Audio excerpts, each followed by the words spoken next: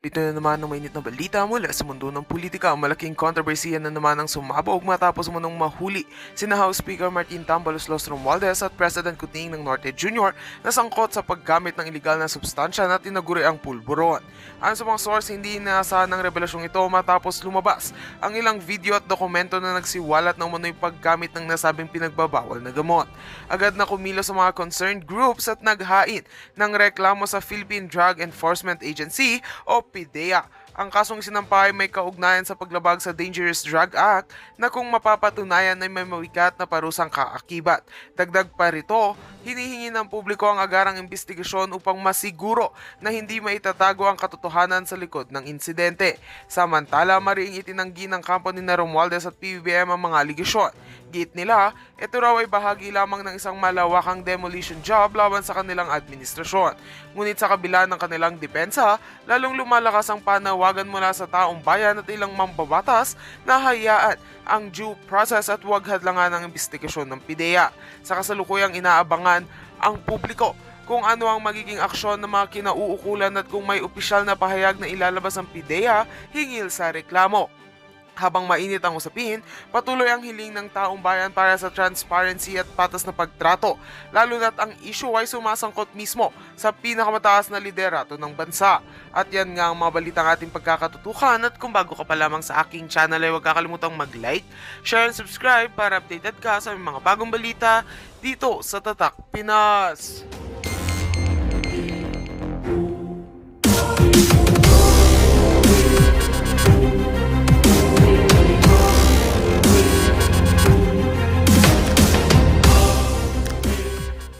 Kanilang mga bunganga para tumahimik. Alright? So yan yon mga kababayan. Ngayon ang sinasabi na extradition treaty kay Maharlika, i-extradite, di ba? Sinasabi ni NBI yan, ipapa-extradite. Oh, really? Do it! Di ba? Gawin mo yung extradition mo, ang tagal mo nang sinasabi. Di ba? Ulit-ulitin ko po, ang bansang Amerika ay hindi ipinagkanulo ang kanilang citizen. Okay? Kapag ito ay may kinalaman sa freedom of speech. So yung sinasabi ng mga bangag ng NBI na ipapa-extradite, kakasuhan, yun po ay kanilang mga dala ng kanilang galit at inis kasi hindi nila ako madukot. Although talaga na si Bangag Jr. at si Lisa Tanas ng assassins para sa akin, pero syempre nag-iingat ako para hindi nila ako magurgor at reported na nga yan sa FBI, mga palangga. Ito ay talagang threat laban sa akin. Di ba? Nakita nyo, sa Netherlands ay inano ko na, nireport ko na. Okay? Mangyayari lamang ang kanilang pangdurukot sa akin kung may mag-conspire na, na assassin sa America or whatever, kung sino man yan, ang kanilang mga pwedeng bayaran. Nabasa ko yan kanina sa comment. Pero syempre, kaya nga ina-announce natin dito at nire-report na natin sila sa iba't ibang institusyon ng gobyerno ng Amerika para malaman ang kadyutahan ng bangag na gobyerno. Kung meron ditong threat, violence at yung mga bang-bang-bang na ginagawa, hindi ako yun. Kundi ang mga kasabwat ni Bangag. Hindi ba violente nilang dinukot ang Pangulong Duterte? Harap-harapang ginawa ni Torre, pakipagsabwatan nila Kanilaw, na ipinakiusap yan ayon sa ating source. Ipinakausap yan sa Senado na wag i-contempt. Dahil pinakita ko naman ang picture sa'yo, nakasabwat ni Lisa Tanas yan sa kanilang mga plano kung anuman na ginawa kay Pangulong Duterte. Dinig na dinig yun naman sa hearing. So yaan ang pinakiusap ng gobyernong Bangag na wag i-contempt. Kaya naman si Kilay ay hindi kinontempt sila Kanilaw. Dahil ito ayon sa ating informante ay ipinakiusap ni Lisa Tanas kay Kilay na wag i-contempt sila Kanilaw. Dahil ito ay kasabwat nila diyan sa bilang siya isang ambassador ng transnational crime. Siya ay nagpanggap doon sa papel na pinag-usapan sa Senado na siya ay Interpol agent or Interpol personality. Doon pa lang kitang-kita na, di ba? Kaya sila galit na galit kay Maharlika kasi hindi nila mapa-extradite, hindi nila mapa-uwi sa Pilipinas kasi hindi na nga yan ang domicile ko, ang Pilipinas, kundi bonggang-bonggang sa California. Di ba? Ngayon, mga kababayan,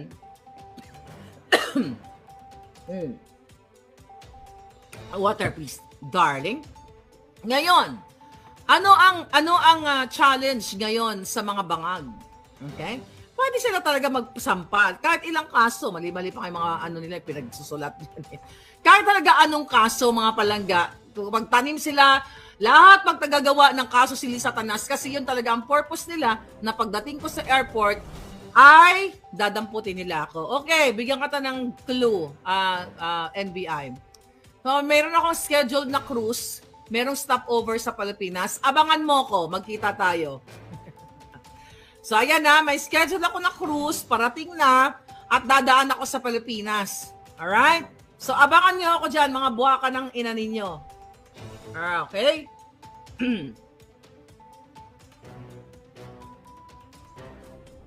Sabi ni Evelyn Itang, sedition laws should not be used as a tool to suppress a legitimate criticism or political views as we are in democracy. Kaya nga palangga, very good. Very smart.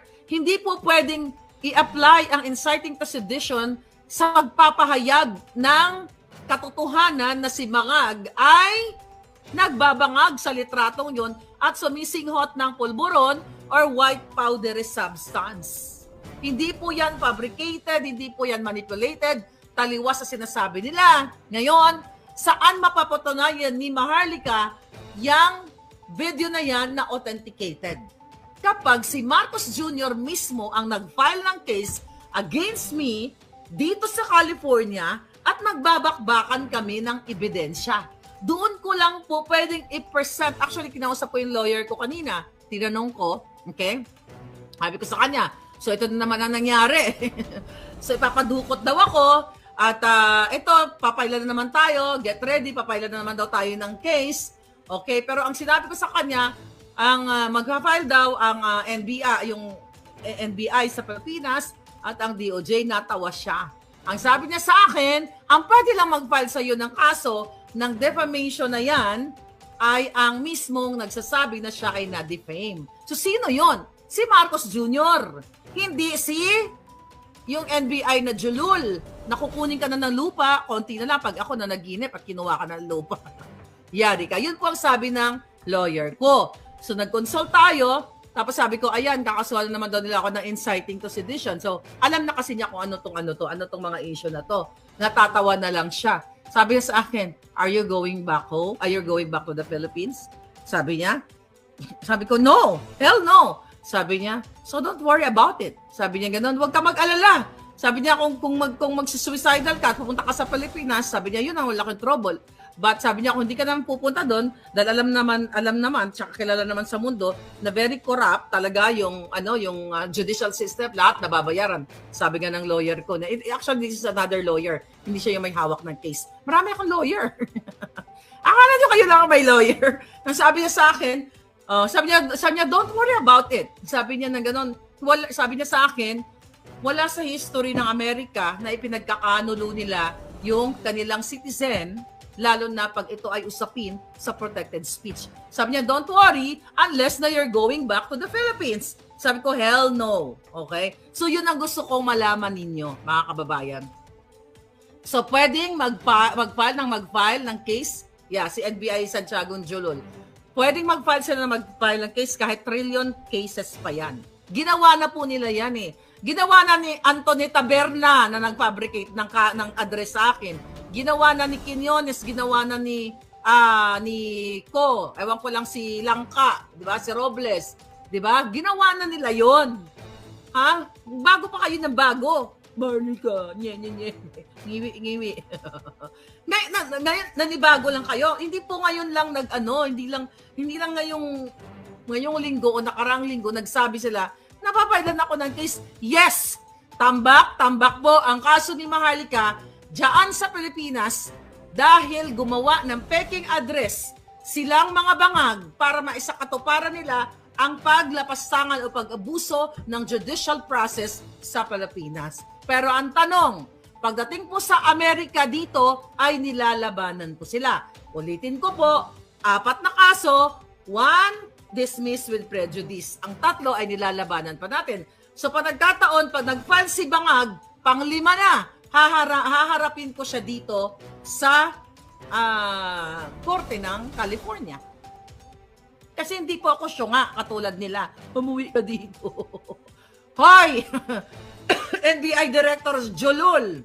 Okay? Uuwi ka dito.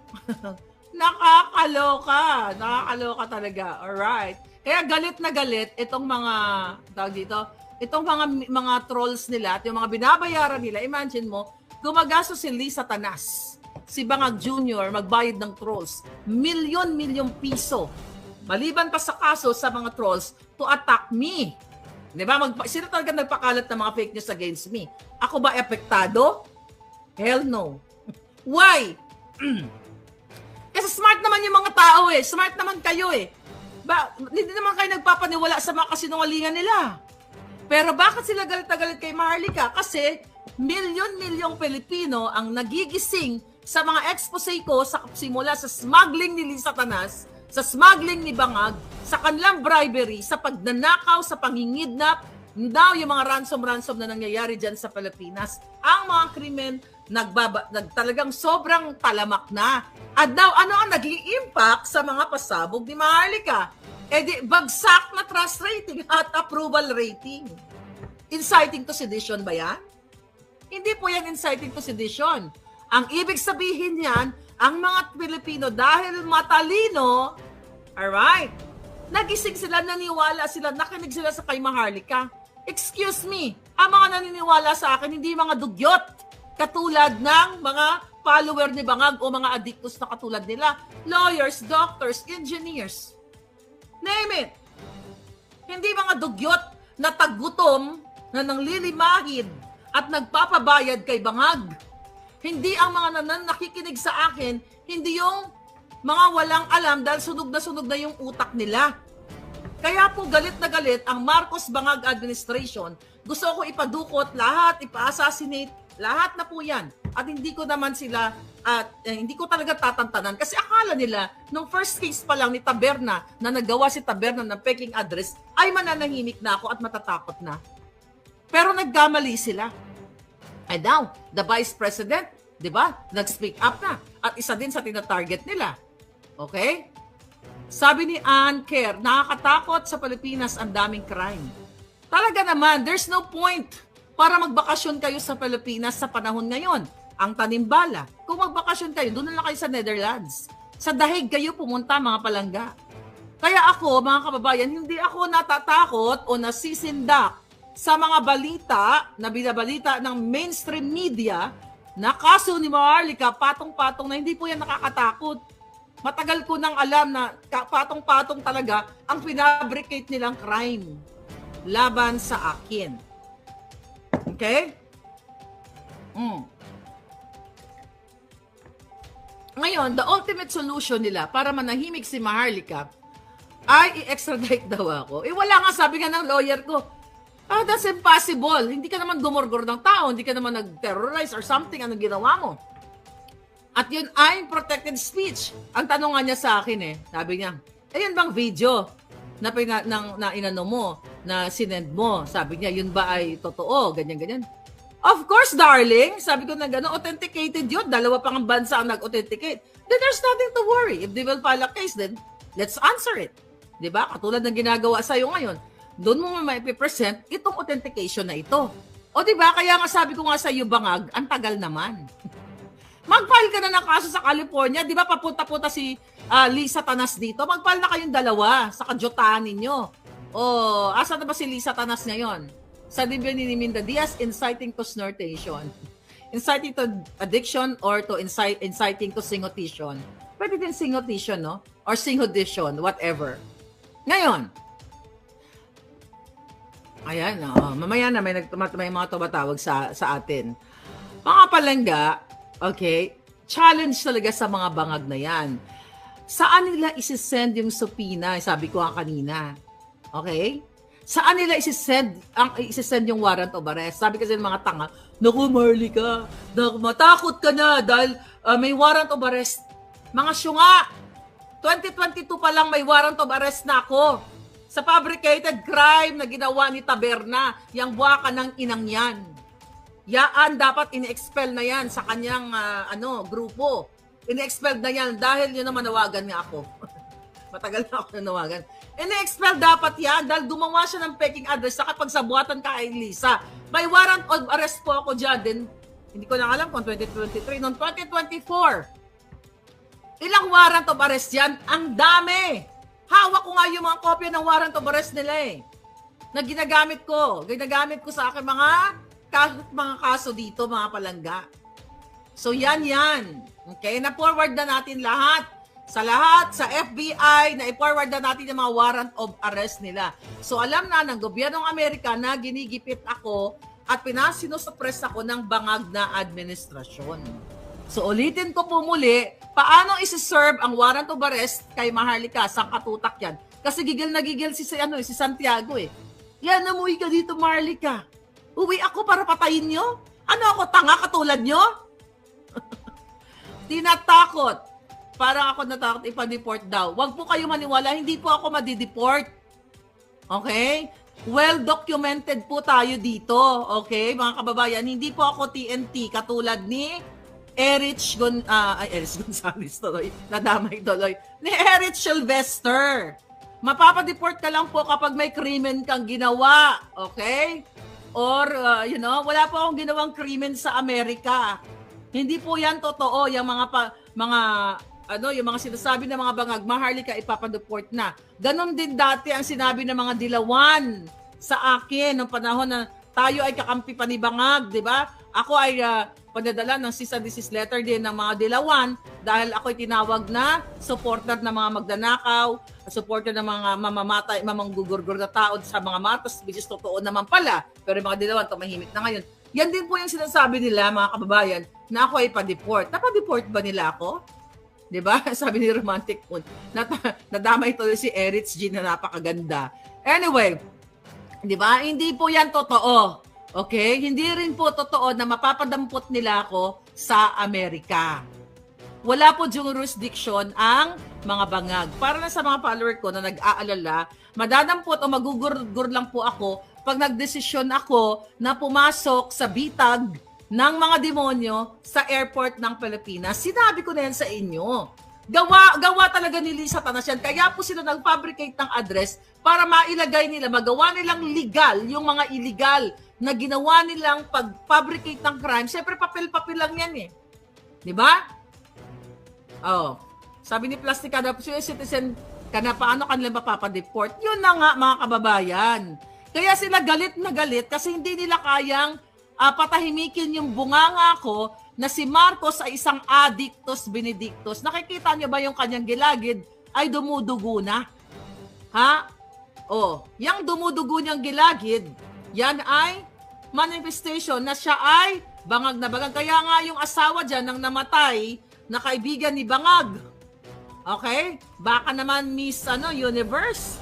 Baka pwede mo namang isiwalat sa taong bayan dahil ikaw ay may title na parang advocacy for humanitarian advocacy.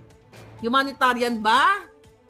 Okay, kung may alam ka at ibinilin sa'yo dahil ayon sa aking panaginip, ay binigyan mo ko pinakuha mo sa akin yung video at ang folder pinahawa, binigay mo sa akin, kung yun ay nagmamanifest sa katotohanan, sabihin mo na. 'Di ba? Sabihin mo na kung anong kinalaman mo dito kay bangag-bangag na ito. Huwag ka nang magkunwari kung may kinalaman ka. Dahil yun ang sabi sa ating panaginip. Mga kababayan, okay, ulit-ulitin ko po, yung warrant of arrest, yung subpoena na gawa-gawa dahil sa pamamagitan ng peking address na ginawa ng NBI, ng mga tiwali dyan, pakisabuatan ni Lisa Tanas, wala po yung visa dito sa Amerika. Yan po ang katotohanan. At hindi po nila ako mapapa-extradite dahil wala po akong krimen na ginawa na gumurgor ng tao katulad ng paggurgor nila kay Percy Lapid. Okay, wala po akong ginurgor. Hindi po ako mapa-extradite dahil protected speech po ang pinagngangawa natin dito at yan dapat ang nire-report ng mainstream media ang mga syunga. Report kayo ng report, hindi nyo ini-educate ang inyong mga tagapakinig. Well, kukunti na lang yan.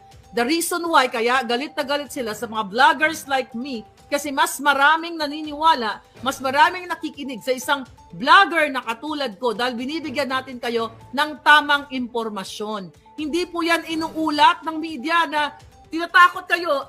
Claire Contreras, Maharlika, patong-patong ang kaso, nahaharap sa ganitong kaso, mayroong warrant of arrest. Nakalimutan nilang i-educate kayo na hindi po maa-apply ang warrant of arrest dito sa Amerika at hindi po ako ma-extradite, mga kababayan, dahil protektado po ng freedom of speech ang aking ginawa na pagpapakita ng video ni Bangag. Yan ang katotohanan. Ang ginagawa nila ay political persecution. Ulitin natin, naririnig nyo na yan kay Sari Roque, kapag political in nature ang ginagawa, okay, ng mga bangag. Alright? Politically tagay ginawa. Yung mga pinagsasabi ko dito, mga kababayan, na patungkol sa mga bangag kay Marcos Jr., ang aking pananalita, ang aking opinion, ang aking mga expose na, yun na nga, political in nature, hindi po yan pang extradition treaty. Dahil hindi po ako gumurgor ng buhay at hindi rin po ako nag-fabricate ng video-video na yan taliwas sa sinabi ni Santiago. Kasi bago po natin ipinalabas ang video ni Bangag na sumisingot-singot, ay authenticated na yan, mga palangga. At ang US Court, tandaan ninyo, okay, dito sa Amerika ay malupit, matindi ang protection sa free speech o sa right ng mga Amerikano. O yung tinatawag na naririnig nyo na First Amendment. Okay. Kahit gaano katindi, kahit murahin ko pa, minumura ko na nga, mga buwaka ng ina, hindi po yan pwedeng ipagkanulo ng bansang Amerika ang kanilang citizen dahil ito ay politically persecuted ng mga bangag. Bihira, ay wala pa po sa history, I believe, ng Amerika na pinagkanulo nila ang kanilang tao dahil lamang sa pagtuligsa pagbigay ng mga kritisismo o pag-expose ng mga tiwaling politiko, okay, sa labas man o sa labas ng bansa, sa labas at sa loob, di ba? Kasi hindi naman po yun gumurgur o nagbang-bang-bang. Kaya sabi ko nga, itong mga media sa Pilipinas ay kulang sa kaalaman o nagbubububuhan kayo o bulag pipi at bingi. Dahil kayo ay natatakot.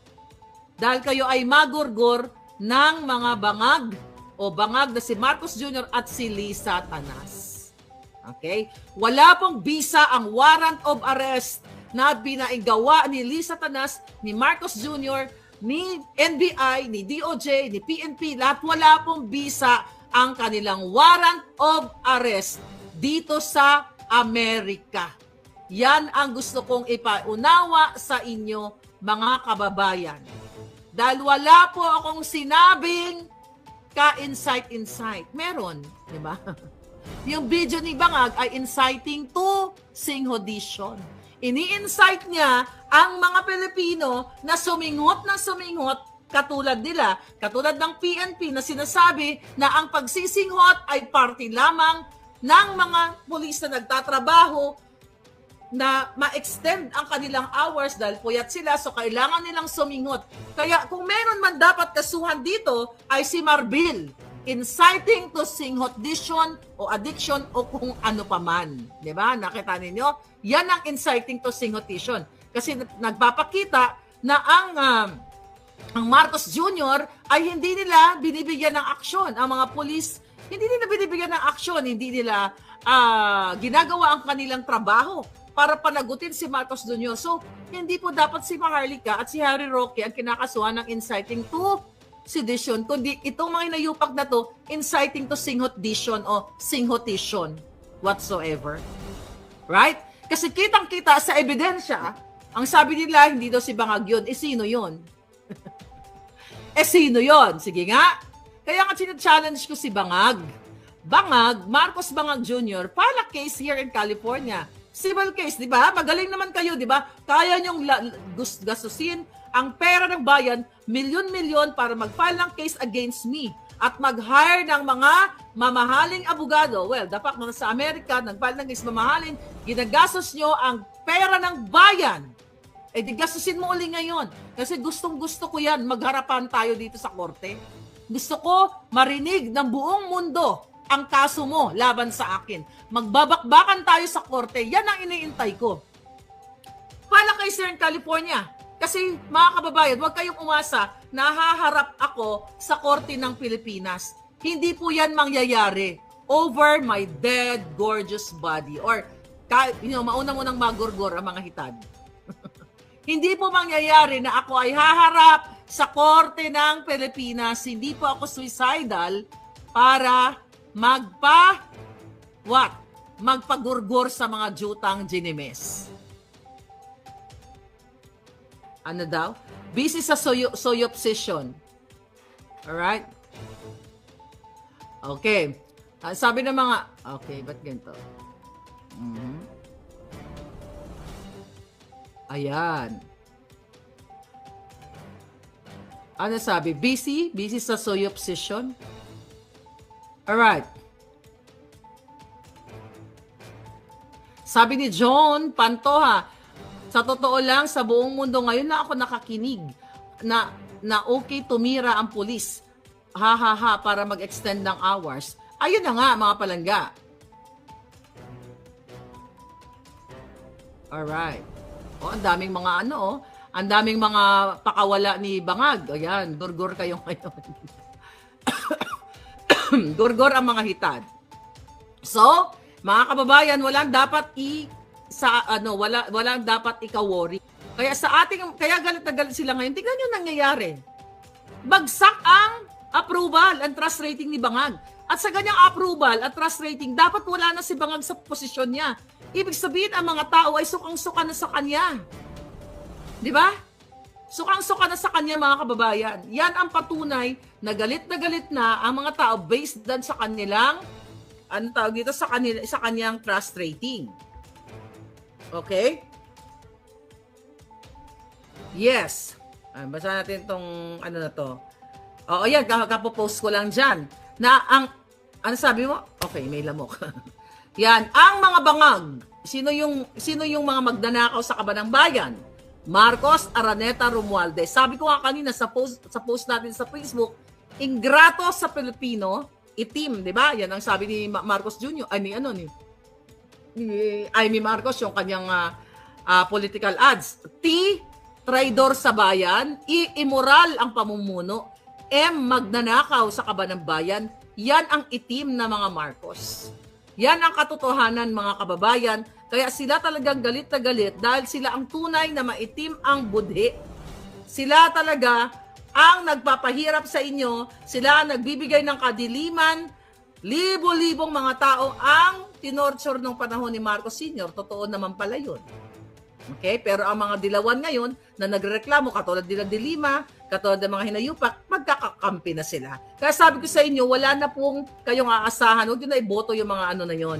Yung pula, yung pulawan at mga dilawan. Tingnan mo, nag-aalisan yung kanilang mga kandidato. Ano ibig sabihin? Nakikita nila sa ground na sukang-suka na yung mga Pilipino. Okay? Sukang-suka na yung mga Pilipino sa bangag, sa mga pulawan. Kasi mga traidor nga sila sa bayan. Habang kayo ay naghihirap sa gutom, sa krimen, lahat, ang mga bangag ay patuloy na nagpipiesta sa pera ng bayan. Si Lisa Tanas, nag-enjoy sa mga parties, kaya ito yung na-hold for questioning dito sa Amerika dahil ang kanyang entourage ay allegedly ay wala pa, under investigation pa rin eh. Yun sa mga nagtatanong sa akin, hindi pa nag-inquire uli ako sa Beverly Hills Police. Immoral, okay? Ang bangag na administrasyon dahil wala po silang puso, kundi sila ay mga pusong itim.